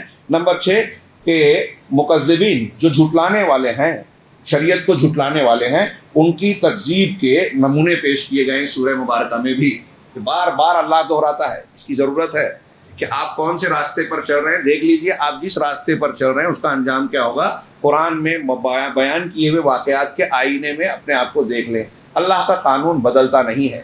میں نے اس سے پہلے بار بار کہا کہ 1000 سال پہلے اگر زہر کھانے سے کوئی مرتا تھا تو آج زہر کھانے سے اس کی صحت نہیں بنے گی، آج بھی مرے گا۔ تو 1000 سال پہلے یا اس سے پہلے قوم نوح، قوم عاد، قوم سمود سرکشی کر کے اللہ کی نافرمانی، شرک، نبی کی مخالفت کر کے تباہی اور بربادی کا شکار ہوئی، تو آج ہم اور آپ بھی اس قانون سے پرے نہیں ہیں۔ اگر ہم نے بھی وہی راستہ اختیار کیا تو وہی انجام ہمیں بھی آئے گا۔ اللہ رب العالمین نے اس میں ان کے نتائج کا ذکر کیا اور فرمایا وَإِن يُكَذِّبُوكَ، اللہ کے نبی صلی اللہ علیہ وسلم کو ذکر کیا، یہ درس کے لیے بھی ہے اور نبی کی تسلی کے لیے بھی، کہ اگر یہ آپ کو جھٹلاتے ہیں تو یہ کوئی نئی بات نہیں ہے، کوئی نرالی بات نہیں ہے، یا آپ کے دل چھوٹا کرنے کی بات نہیں ہے، بلکہ فَقَدْ كَذَّبَتْ قَبْلَهُمْ قَوْمُ نُوحٍ وَعَادٌ وَثَمُودُ وَقَوْمُ إِبْرَاهِيمَ، تو ان سے پہلے نوح کی قوم نے، عاد نے، سمود نے، ابراہیم کی قوم نے، وقوم لوط، اور لوط کی قوم نے بھی جھٹلایا تھا، یہی روش اختیار کی تھی۔ وَأَصْحَابُ مَدْيَنَ، اور اصحاب مدین قوم شعیب جو تھی انہوں نے بھی جھٹلایا۔ وَكُذِّبَ مُوسَىٰ، اور موسیٰ کو بھی جھٹلایا گیا، لیکن جھٹلانے کے بعد کیا ہوا؟ فَأَمْلَيْتُ لِلْكَافِرِينَ، ہم نے کافروں کو تھوڑی سی چھوٹ دی۔ اب اسی چھوٹ میں ہمارے لوگ اعتراض کرنے لگتے ہیں کہ ارے جن لوگوں نے مسجد توڑی ان کو حکومت مل گئی، ان کو فائدہ ہو رہا ہے، یہ اللہ کی ڈھیل ہے، تدریج ہے، اس سے دھوکہ نہ کھائیں اور دل چھوٹا نہ کریں۔ یہ یقین رکھنا چاہیے کہ غلط کا انجام اچھا ہو ہی نہیں سکتا اور اچھے کا انجام برا نہیں ہو سکتا۔ ہمیں کیا چاہیے؟ اگر آپ چاہتے ہیں کہ ہمارا انجام اچھا ہو، تقویٰ، یہ اللہ کے بیان کردہ واقعات کا یہی نتیجہ ہے، یہ قانون ہے، اللہ کا قانون قدرت ہے۔ اللہ نے کہا کہ جب انہوں نے جھٹلایا، نہ سرکشی اختیار کی، تو ہم نے ان کو ڈھیل دی۔ فَأَمْلَيْتُ لِلْكَافِرِينَ، کافروں کو کچھ چھوٹ دی، مہلت دی، لیکن پھر کیا ہوا؟ ثُمَّ أَخَذْتُهُمْ، پھر میں نے انہیں دھر دبوچا، پکڑ لیا۔ فَكَيْفَ كَانَ نَكِيرٌ، تو میرا عذاب کیسا تھا؟ نام و نشان مٹ گیا، ہاں حرف غلط کی طرح مٹ گئے، دنیا کے لیے عبرت و نصیحت کا سامان بن گئے۔ فَكَأَيٍّ مِّن قَرْيَةٍ أَهْلَكْنَاهَا فَهِيَ ظَالِمَةٌ فَهِيَ خَاوِيَةٌ عَلَىٰ عُرُوشِهَا، اور کتنی ایسی بستیاں ہیں جن کو ہم نے توڑ کر ہلاک کر دیا تو وہ ظالم تھی، اس لیے ہلاک کیا کہ وہ ظالم تھی، چنانچہ وہ اپنے چھتوں کے بل الٹ کر اوندھے پڑے ہوئے ہیں۔ وَبِئْرٍ مُعَطَّلَةٍ وَقَصْرٍ مَشِيدٍ، اور کتنے ایسے کنویں ہیں، ان کی بستیاں جا کے دیکھیے کہ آباد کنویں ویران ہو گئے، ہاں ان کو چھوڑ دیا گیا، کنویں ہیں، پانی ہے، لیکن استعمال نہیں ہے۔ وَقَصْرٍ مَشِيدٍ، اور وہ بڑے بڑے محل ہیں جو کہ اونچے اور شاندار محل ہیں۔ یہ ہمارے بغل میں یہاں جہاں ہم بیٹھے ہوئے ہیں، آپ دیکھیے کہ کتنا بڑا قلعہ ہے پیچھے۔ یہ قلعہ جب تھا اس کی شان و شوکت کیا تھی، کتنا یہاں رہنے والے یا بنانے والے کیا کچھ سمجھتے تھے، آج وہ کہاں ہیں، یہ کیا ہے، یہ موجود ہے، وہ فنا ہو گئے۔ ایسے ہی ہر شخص کا معاملہ ہونا ہے، اور کفار و مشرکین کو تو تباہی کے ساتھ اس دنیا سے گزرنا ہے۔ اس سورہ مبارکہ میں دل کی مختلف قسموں کو پیش کیا گیا ہے کہ مریض دل ہوتا ہے، قاسی یعنی قساوت قلبی والا، مخبت جھکنے والا، اللہ کے سامنے عاجزی اختیار کرنا۔ ہمارا آپ کا دل کیسا ہے؟ اور ہمارے جسم میں ہمارے اعمال کا سربراہ، دل کی سلطنت کا بادشاہ، جسم کی سلطنت کا بادشاہ دل ہے۔ وہ جیسا آرڈر دیتا ہے اعضاء ویسے ہی کہتے ہیں۔ یہ میں نہیں کہہ رہا ہوں، اللہ کے رسول نے فرمایا الا ان فی الجسد مضغہ اذا فسدت فسد الجسد کلہ اذا صلحت صلح الجسد کلہ واذا فسدت فسد الجسد کلہ، کہ دل میں، جسم کے اندر ایک لوتھڑا ہے گوشت کا، جب یہ صحیح ہوگا تو پورا جسم درست ہوگا، صالح ہوگا، اچھا ہوگا۔ یہ بگڑ جائے تو پھر پورا جسم بگڑ جاتا ہے۔ الا وہی القلب، یہ ٹکڑا، یہ لوتھڑا کیا ہے؟ دل ہے۔ تو دل کی اصلاح، اب دل کی کئی بیماریاں ہیں، دل کی صحت ہے، ہم جسمانی صحت پر بہت توجہ دیتے ہیں، دل کی صحت پر توجہ نہیں دیتے۔ حضرت عبداللہ ابن مسعود کا ایک قول، موجودہ دور کے نوجوان جو باڈی بلڈنگ وغیرہ کرتے ہیں، ہمارے کچھ اس کو برا نہ سمجھیں، مطلب یہ حضرت عبداللہ ابن مسعود کا قول ہے، باڈی بلڈنگ بری بات نہیں ہے، بہت اچھی ہے، جسم کے اور صحت کا، ایمان اور صحت کو اللہ رب العالمین نے تعلق کو بنایا، بادشاہ تو کہا زادہ بسطۃ فی العلم والجسم، اسے جسم میں اور علم میں کشادگی، دونوں اہمیت کی حامل، اور مومن قوی کی اہمیت زیادہ ہے، اجر و ثواب۔ لیکن حضرت عبداللہ ابن مسعود کا ایک قول دھیان میں رکھیے، وہ کہتے ہیں کہ اگر تم کافر کو دیکھو گے تو جسمانی اعتبار سے وہ بڑا پرکشش، طاقتور اور اچھے جسم والا دکھائی دیتا ہے، اس کا ظاہری ڈھانچہ بڑا اچھا دکھائی دیتا ہے، اور مومن کمزور دکھائی دیتا ہے، مومن کمزور دکھائی دیتا ہے۔ لیکن پھر کہا کہ وہ جو کافر صحت میں بہت اچھا دکھ رہا ہے آپ، اس کا دل جو ہے مریض ہے، کمزور ہے، ایمان سے خالی ہے، مردہ ہے، ایمان نہیں ہے۔ اور جو مومن جو آپ کو کمزور دکھ رہا ہے، وہ مومن جو ہے ایمان کی بنیاد پر، ایمان کی وجہ سے روحانی قوت اس کی بہت زیادہ ہے، آگے عبداللہ بن مسعود کا آخری جملہ جو ہمارے لیے تسلی کا سامان بھی ہے، اس کا یہ مطلب نہیں کہ آپ بیمار بن جائیں، صحت بنائیے. ہاں، اور اسلام نے اصول صحت بھی بیان کیے، صفائی کو آدھا ایمان کہا گیا. تو کہا کہ اگر تم جسم میں کمزور ہو یا دکھائی دینے میں کتنے بھی، تمہارا جسم بہت اچھا ہو جائے لیکن تمہارا دل اگر کمزور ہو جائے کافروں کی طرح، تو اللہ کے نزدیک تمہاری حیثیت وہ پاخانے کے کیڑے کے برابر بھی نہیں رہے گی. پاخانے پہ جو کیڑا ہوتا ہے اس کے برابر بھی نہیں رہے گی. اللہ کے نزدیک حیثیت ایمان سے ہوتی ہے. ایمان پہ محنت کیجیے. تو ہمارے دل کی صحت کا لحاظ جسم کی صحت کے لحاظ سے زیادہ کرنا چاہیے، یہ بتانا چاہ رہا ہوں. اب اس میں دل کی صحت کے سلسلے میں اللہ رب العالمین نے اس میں کئی آیتیں بیان کی کہ وَلَا تَزَالُ الَّذِينَ كَفَرُوا فِي مِرْيَةٍ مِّنْهُ حَتَّىٰ تَأْتِيَهُمُ السَّاعَةُ، کہ کافر لوگ برابر اس کے بارے میں شک میں پڑے رہتے ہیں یہاں تک کہ اچانک ان پر قیامت آئے گی یا اس دن کا عذاب آئے گا جو عقیم ہے. عقیم کا ترجمہ منحوس کرتے ہیں، منحوس کی بجائے یہ کہنا چاہیے بے فیض. ایسا دن قیامت کا دن جہاں کافروں کو کوئی فیض اور فائدہ ملنے والا نہیں ہے، اس کو یوم عقیم کہا گیا. عقیم کا معنی ہوتا ہے بانجھ، جو عورت بچہ نہ دے پائے وہ بانجھ ہے، عقیم ہے. تو قیامت کو کہا کہ یہ اس دن کوئی فائدہ نہیں ملے گا. اسی طریقے سے اللہ تبارک و تعالیٰ نے ایک جگہ فرمایا کہ شیطان، کوئی بھی نبی جب قرآن پڑھتا ہے دعوت دیتا ہے تو شیطان اس کی آرزو میں اپنی بات ملانے کی کوشش کرتا ہے، یعنی سوچتا ہے کہ نبی کچھ میرے جیسی بات کر دیں. اس میں تو وہ کامیاب نہیں ہوتا، لیکن مخاطبین کو بہکاتا ہے کہ نہ سنو. اس میں سوال اٹھاتا ہے، یہ حدیث سمجھ میں نہیں آتی، یہ بات دماغ میں نہیں اترتی، لوگ اس کو نہیں مانیں گے، شکوک و شبہات میں ڈالتا ہے. ایک معنی یہ ہے. ایک یہ کہ جب نبی کوئی چیز کی تلاوت کرتا ہے تو اس کی تلاوت میں شیطان ملاوٹ کرتا ہے، ملاوٹ کی کوشش کرتا ہے. اللہ نے تسلی دی یہ کچھ آیتوں میں سورہ حج کی کہ آپ بے فکر رہیے، آپ کی تلاوت، آپ کے پاس جو کچھ بھی دعوت ہے، شیطان کا اثر اس میں بالکل نہیں ہوگا. اس کی حفاظت کی ذمہ دار ہم ہیں. لیکن شیطان جو وسوسے ڈالتا ہے، کوشش کرتا ہے، اس کا مقصد کیا ہوتا ہے؟ اگر نبی کے پاس ناکام ہوا تو سامنے والوں پر اس کا اثر ڈالتا ہے، مخاطبین کو.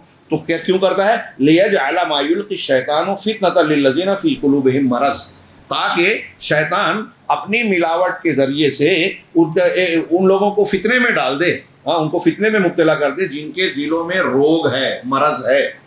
وَالْقَاسِيَةُ قُلُوبُهُمْ، اور وہ جن کے دل سخت ہیں. مرض دل کا روگ، قاسیت قلوب. دل کی کئی بیماریاں میں نے کہا قرآن میں بیان کی گئی ہیں. علامہ ابن قیم کہتے ہیں کہ دل کی بیماریوں میں سے سب سے سخت بیماری قساوت ہے. اور میرے بھائیوں، میں یہاں اس کو اس لیے بیان کر رہا ہوں کہ مجھے ایسا لگتا کہ آج کے زمانے میں ہم اور آپ اس بیماری کے شکار ہیں. اللہ ہم کو اس بیماری سے نجات دے. بہت ہی شدید ہے یہ جو آج کل معاملہ ہم پیش کرتے ہیں، بیٹھ کے بات کرتے ہیں کہ ہمارے یہاں مسجد میں، جماعت میں، شہر میں، گھر میں جھگڑے ہیں. بھائی کا جھگڑا ہوتا ہے، سالوں کوئی ملا نہیں پاتا. باپ بیٹے کا جھگڑا ہوتا ہے، دل صاف ہی نہیں ہوتا. ساس بہو کے جھگڑے ہوتے ہیں، دونوں میں سے کوئی ماننے کو تیار ہی نہیں ہوتا. جماعت کے جھگڑے ہیں ہمارے یہاں، ہم نا امید ہو جاتے ہیں کہ یہ ہم ختم ہی نہیں کر سکتے. کیوں؟ یہ کیفیت کیوں ہے؟ صحابہ کرام میں جھگڑا ہوتا تھا، ایک آدمی نے ایک حدیث سنا دی، فوراً مان لیتے تھے. 2 صحابی آئے ایک پراپرٹی کے بارے میں جھگڑا کرنے کے لیے. ایک نے بیان کیا، اللہ کے رسول نے سننے کے بعد کہا کہ دیکھو، سمجھ لو، بات کر لو. تم میں سے ایک آدمی آتا ہے، ایک آدمی زیادہ چرب زبان ہوتا ہے. آج کی زبان میں یا موجودہ مقدمات کی شکل میں سمجھانے کے لیے کہوں کہ ایک آدمی کا وکیل بہت اچھا ہے. میرا اور آپ کا جھگڑا ہوا، کورٹ میں گئے، آپ کا وکیل بہت اچھا ہے، آپ غلط ہیں، پھر بھی وکیل نے آپ کے حق میں فیصلہ کروا لیا. بابری مسجد والا دیکھ رہے ہیں ہم لوگ، طاقت ہے، لکھوا لیا. کورٹ کہہ رہی ہے ثبوت نہیں ہے، پھر بھی ایسا. اجمل افضل گرو کے معاملے میں ایسا ہی ہوا. آستھا، عقیدت، اس کو مقدم کیا گیا اصول، قانون اور عدل و انصاف پر. تو بہرحال اللہ کے رسول نے فرمایا کہ ایک آدمی کی زبان چرب زبان ہے، وہ اپنی بات سمجھا لے جاتا ہے، ثابت کر لے جاتا ہے.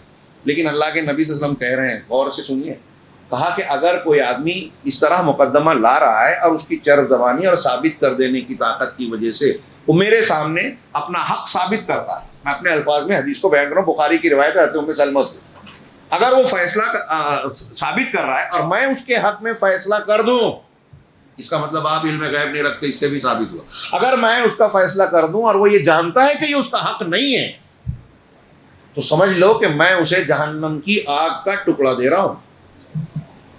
عدالت نبوی سے بھی اگر آپ نے غلط فیصلہ کر لیا کروا کے کوئی پراپرٹی، ہاں بھائی بھائی کا جھگڑا ہوتا ہے، آدمی استفتاء بنا کے اپنے حساب سے اور مقدمہ لڑ کے بھائی کا حق اپنے حق میں ملا لیتا ہے، زیادہ حصہ لے لیتا ہے.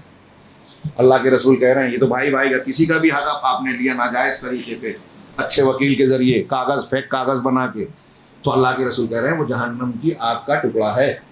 مجھے یاد پڑتا ہے کہ ایک روایت میں یہ بھی ہے کہ دو صحابی جو جھگڑا کیے تھے، جب یہ سنا تو کہا، دونوں نے کہا کہ اللہ کے رسول مجھے نہیں چاہیے، اسے دے دو، مجھے نہیں چاہیے، میرا ہو بھی تو مجھے نہیں چاہیے. جہنم سے بچنے کا یہ ڈر ان کے اندر ہو، ہمارے اندر نہیں ہے کیا؟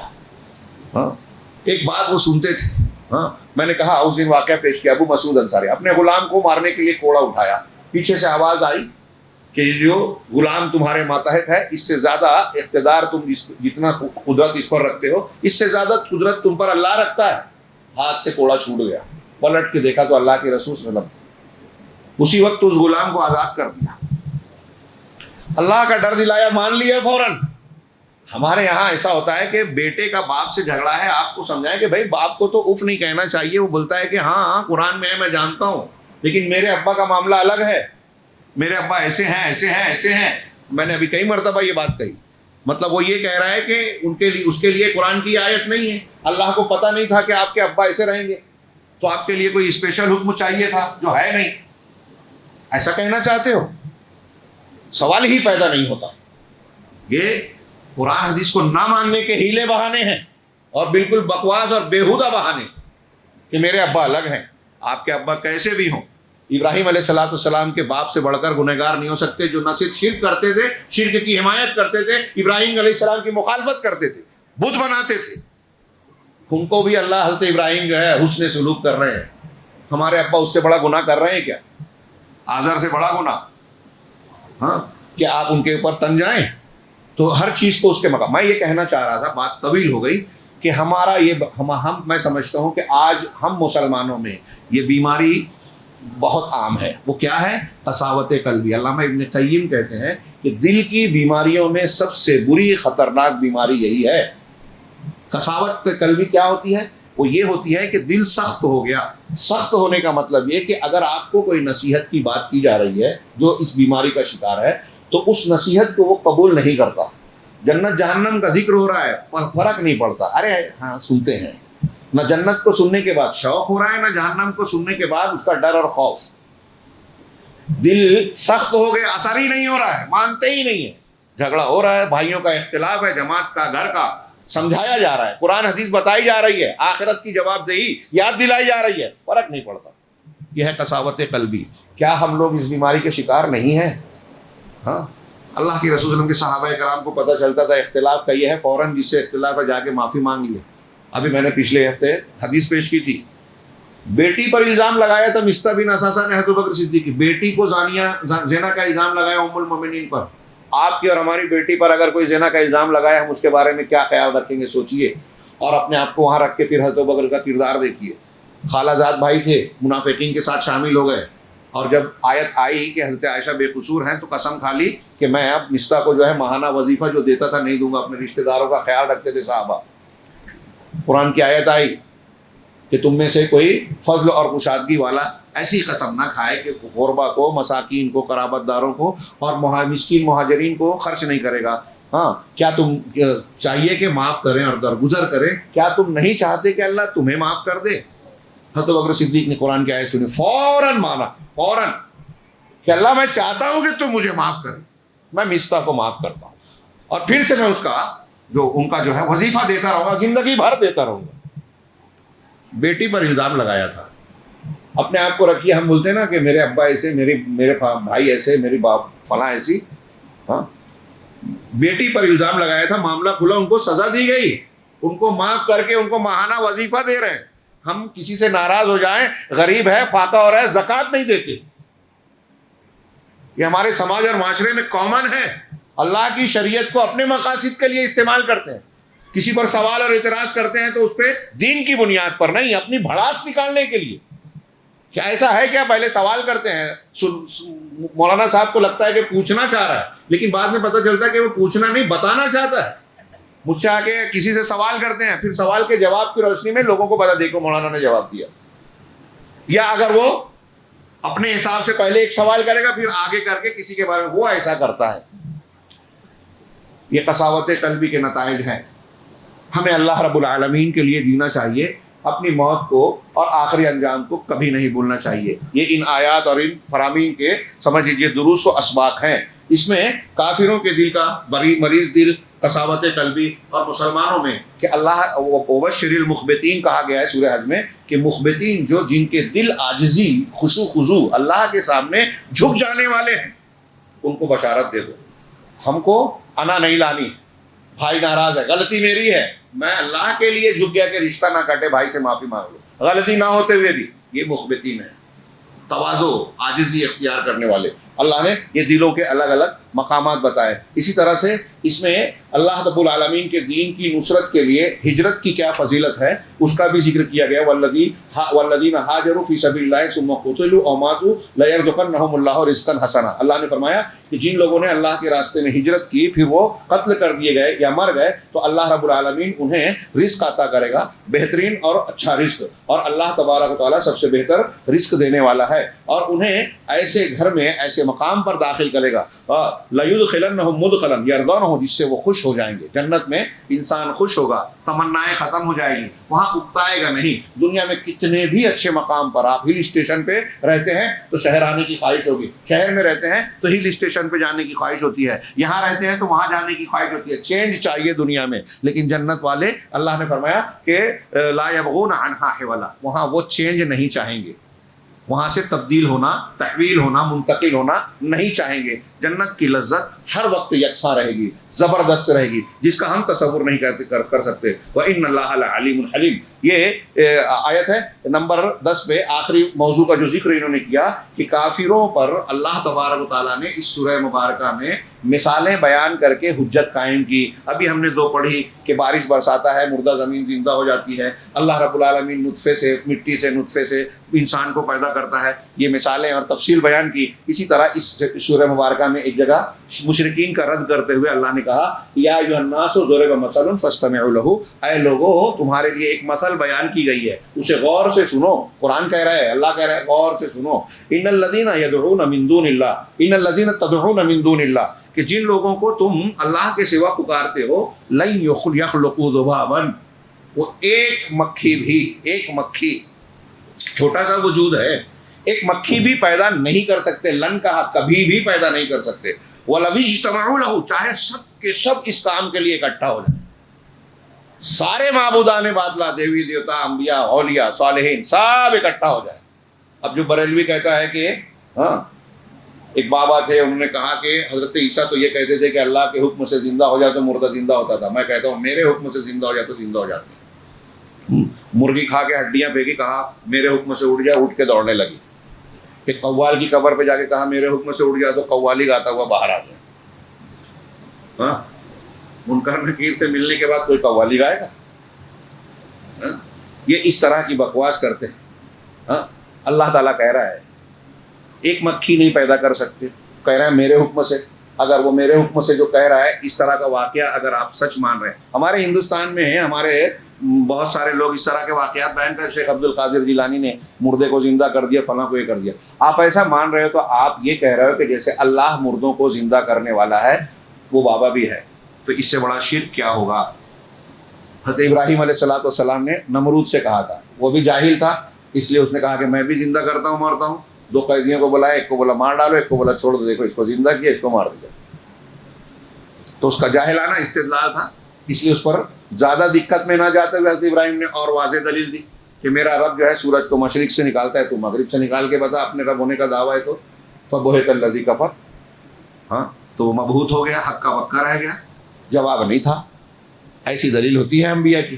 تو یہاں بھی اللہ نے فرمایا کہ جن کو تم پوچھتے ہو نا، وہ پیر بابا اولیاء ہوں، دیوی دیوتا ہوں، انبیاء ہوں، فرشتے ہوں، کوئی اور ہو، سارے کے سارے مل کر ایک مکھی پیدا نہیں کر سکتے. اب کچھ لوگ آج کل سر سوال ہے کہ کلون سے تو انسان بنا رہا ہے انسان، وہ کلون کہاں سے آیا؟ انسانوں نے بنایا؟ کلون اللہ کی پیدا کی ہوئی چیز میں، جیسے بیج اللہ نے دیا، کسان زمین میں ڈالتا ہے اور پودا بنتا ہے، تو ہم کسان کو خالق بولتے ہیں کیا؟ نہیں، اللہ رب العالمین نے جو مادہ دیا ہے، جو پروسیجر بتایا، آپ وہ کر رہے ہیں تحقیقات کے بعد، تو پیدا کرنے والے نہیں ہوئے۔ ساری کائنات مل کر ایک مکھی پیدا نہیں کر سکتی، چاہے سب مل جائیں۔ اتنا ہی نہیں، اللہ نے کہا وَإِن يَسْلُبْهُمُ الذُّبَابُ شَيْئًا، اگر سامنے کچھ رکھا ہوا ہے، ان کے چڑھایا گیا ہے یا کوئی چیز ہے، وہاں سے کوئی مکھی اگر کوئی چیز لے کے جاتی ہے ان بتوں کے سامنے سے، مردوں کے سامنے سے، بزرگوں کے قبر کے پاس سے، تو یہ اسے روک بھی نہیں سکتے، واپس نہیں لے سکتے۔ کتنی پیاری دلیل ہے، ایک مکھی پیدا نہیں کر سکتے۔ اب ہمارے سامنے آسمان ہے، زمین ہے، پیڑ ہے، پودے ہیں، انسان ہے، جانور ہیں، نہ جانے کتنی مخلوقات جو ہم جانتے ہیں اور بہت سی نہیں جانتے۔ جو مکھی نہیں بنا سکا وہ ان سب کو نہیں بنایا، تو کس نے بنایا؟ وہی بنا سکتا ہے جو اس کو بنانے کی طاقت رکھتا ہے۔ کون ہے وہ؟ اللہ کے سوا کوئی نہیں۔ کتنی زبردست توحید کی دلیل ہے، ہاں، یہ کائنات میں پھیلی ہوئی۔ اس میں آگے ہم بڑھتے ہیں کہ اس سورت کے کچھ فوائد، کہ یہ کائنات، سورت میں یہ بتایا گیا کہ کائنات سب کے سب ساری چیزیں اللہ کو سجدہ کر رہی ہیں۔ ہاں، قرآن کی آیت ہے الم تری ان اللہ، یہ آیت سجدہ ہے سورہ حج میں، کہ کیا الم تری ان اللہ یسجد لہ من فی السماوات و من فی الارض، کیا تم نے نہیں دیکھا کہ اللہ کو آسمانوں میں جو کچھ ہے، جو ہے، اور زمینوں میں جو، سب سجدہ کر رہے ہیں۔ آسمانوں میں فرشتے ہیں، اور فرشتوں کے علاوہ بھی جو مخلوق ہے، اور دنیا میں بھی جو مخلوق ہے وہ سجدہ کر رہے ہیں۔ کیسے کر رہے ہیں؟ کچھ لوگ کہتے ہیں کہ یہ مجازی معنی ہے۔ سورہ رعد میں کہا کہ درخت ہے، اب وہ جو دائیں بائیں صبح اور شام اس کا سایہ پڑتا ہے، یہ ان کا سجدہ ہے۔ لیکن اہل علم نے کہا کہ حقیقی سجدہ بھی ہے۔ ایک صحابی نے کہا کہ میں نے خواب دیکھا کہ میں سجدہ کر رہا ہوں اور درخت بھی سجدہ کر رہا ہے۔ مسلم شریف کی ایک حدیث ہے جو عقل میں نہیں آتی انسانوں، کہ ہر روز سورج جب ڈوبتا ہے، اللہ کے رسول نے پوچھا تم جانتے ہو سورج کہاں جاتا ہے؟ کہا کہاں جاتا ہے؟ اللہ اور رسول جانتے ہیں، تو کہا اللہ کے دربار جاتا ہے اور اللہ رب العالمین کی اجازت لیتا ہے، اور اللہ کہتا ہے کہ تو جہاں سے آیا تھا وہاں سے طلوع ہو۔ پھر ایک وقت آئے گا کہ اللہ کہے کہ جہاں سے تو آیا واپس جا، اور مشرق کی بجائے مغرب سے طلوع ہوگا۔ تو یہ جو سورج جاتا ہے، اور اللہ، ہاں، اس میں یہ جملہ ہے کہ اللہ کے سامنے سجدہ کرتا ہے، سجدہ کرتا ہے۔ اب کب کرتا ہے، کیسے کرتا ہے، وہ ہماری عقل میں نہیں آتا، لیکن اللہ کے رسول نے فرمایا، صحیح حدیث ہے، ہم مانتے ہیں، ماننا چاہیے۔ تو سورج بھی سجدہ کرتا ہے، چاند، ستارے، پیڑ پودے۔ اللہ نے کہا اس آیت میں کہ ساری چیزیں جو آسمانوں میں، زمین میں، اور پھر آسمان اور زمین میں کامنلی، مطلقاً یا عمومی طور سے کہا، جنرلی کہا، ساری چیزیں آ گئی، لیکن کچھ چیزوں کو بطور خاص اسی آیت میں ذکر کیا، والشمس والقمر والشجر والدواب وکثیر من الناس، کہ سورج بھی، چاند بھی، اور جانور بھی، درخت بھی اللہ کو سجدے کرتے ہیں، اور بہت سے لوگ بھی، اور بہت سے لوگوں میں سر فہرست انبیاء ہیں جن کو لوگ سجدہ کر رہے ہیں۔ تو ان لوگوں کا خاص طور پہ کیوں ذکر کیا سورج، چاند، ستارے؟ اس لیے کہ دنیا کے بہت سے لوگ، کوئی سورج کو پوجتا ہے، ہاں، جیسے ایرانی لوگ پوجتے تھے، آگ کے پرستش کرنے والے، فرعونی لوگ پوجتے تھے، ہندوستان کے لوگ سوریہ نمسکار کرتے ہیں، پوجتے ہیں سورج کے طلوع اور غروب کے وقت، ہاں، ستاروں کو پوجتے ہیں، چاند کو پوجتے ہیں، چندر ماں بولتے ہیں، اور پھر اس کے علاوہ بہت سے درختوں کو پوجتے ہیں، ہندوستانی بھی اور دوسرے بھی۔ اسی طریقے سے کچھ جانوروں کو پوجا جاتا ہے، ہمارے یہاں گائے کو، سانپ کو، ہاتھی کو، اور معلوم نہیں کہ اس کو بندر کو پوجا جاتا ہے، دیوتا سے جوڑا جاتا ہے۔ اور پھر دوسرے ملکوں میں بعض مشرک قومیں اور بھی کچھ جانوروں کو پوجتی رہی ہیں، مخصوص علاقوں کے قبیلوں کے لوگ مخصوص جانوروں کو پوجتے ہیں۔ یہ جن کی تم پوجا کر رہے ہو، یہ خود اللہ کو سجدہ کر رہے ہیں، قرآن کی آیت کہہ رہی ہے۔ اور بہت سے لوگ بھی، اور ان لوگوں میں نے کہا نا، انبیاء بھی، تو جن اولیاء صالحین اور انبیاء کو آپ پوچھتے ہو اللہ کا بیٹا یا فلاں اور فلاں کہتے ہیں، وہ بھی کہہ رہے ہیں کہ ہم محتاج ہیں، اللہ کے سامنے جھکتے ہیں، اللہ سے مانگتے ہیں، لہٰذا اللہ کو سجدہ کرو، اللہ سے مانگو۔ دوسری چیز، یہاں حج کے حکم میں یہاں ایک چیز جو میں بیان کر چکا ہوں کہ پہلے پیدل والوں کا ذکر کیا، سواری والوں کا بعد میں، تاکہ پیدل والوں کی دلجوئی ہو۔ اسی طریقے سے اللہ رب العالمین کی مدد کے سب سے زیادہ حقدار وہ ہیں جو سچے مومنین ہیں، سچے ہیں۔ قرآن نے کہا کہ جن لوگوں نے نماز قائم کی، زکوٰۃ دی، نیکی کا حکم دیا اور برائی سے روکا۔ ہم کو اگر مدد چاہیے اللہ کی تو اللہ والا بننا ہوگا۔ قرآن میں کہا وَلَيَنْصُرَنَّ اللَّهُ، سورہ حج کی آیت ہے، بہت غور سے سنیے، ہمارے مسائل کا، پرابلمس کا سولوشن ہے، لیکن ہم مانے تب۔ وَلَيَنْصُرَنَّ اللَّهُ مَن يَنْصُرُهُ، جو اللہ کی مدد کرے گا، اللہ ضرور بضرور، ینصرن کا معنی مدد کرے گا، اور آخر میں نون ہے، نون ثقیلہ، شروع میں لام تاکید، ان دونوں کا ترجمہ ملا کے یہ تاکید کے لیے آتا ہے. ضرور بضرور ترجمہ میں اسی کا کر رہا ہوں کہ اللہ کہہ رہا ہے، اللہ کی بات جھوٹی ہوگی کیا؟ پھر بھی تاکید سے کہہ رہا ہے کہ اللہ ضرور بضرور مدد کرے گا اس کی جو اللہ کی مدد کرے گا. اللہ کو مدد کی ضرورت نہیں ہے، آپ کی میری کسی کی، اور نہ ہی اللہ کے دین. مدد یہ کہ جو اللہ کے دین کی خدمت کرے گا، دعوت و تبلیغ کا کام کرے گا، خود دین کو مانے گا، اسے پھیلائے گا، نصرت کرے گا، دین کے تقاضوں کو جو اپنے ذریعے سے طاقت دے سکتا ہے دینے کی کوشش کرے گا. تو جو دین کی اللہ کی مدد کرے گا اللہ ضرور بضرور اس کی مدد کرے گا. ان اللہ لقوی عزیز، اللہ قوی ہے، طاقت والا، اس کی طاقت میں قوت میں کوئی کمی نہیں.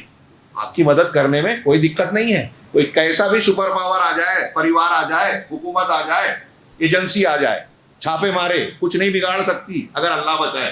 تو اللہ قوی ہے، عزیز ہے، غالب ہے. غالب ہے، عزیز کے 3 معنی بیان کیا تھا. غالب جس کے فیصلے کو، جس کو کوئی مغلوب نہ مارا سکے، جس کے فیصلے کو کوئی ٹال نہ سکے، ہاں وہ غلبے والا. عزت والا ہے، قوت والا ہے. عزیز عزت والا، تو اس کو کوئی بے عزت نہیں کر سکتا، اس کے فیصلے کو کوئی ٹال نہیں سکتا. تو آپ یہ یقین رکھو کہ اللہ مدد کرنا جب چاہے گا تو کوئی کچھ نہیں بگاڑ پائے گا آپ کا.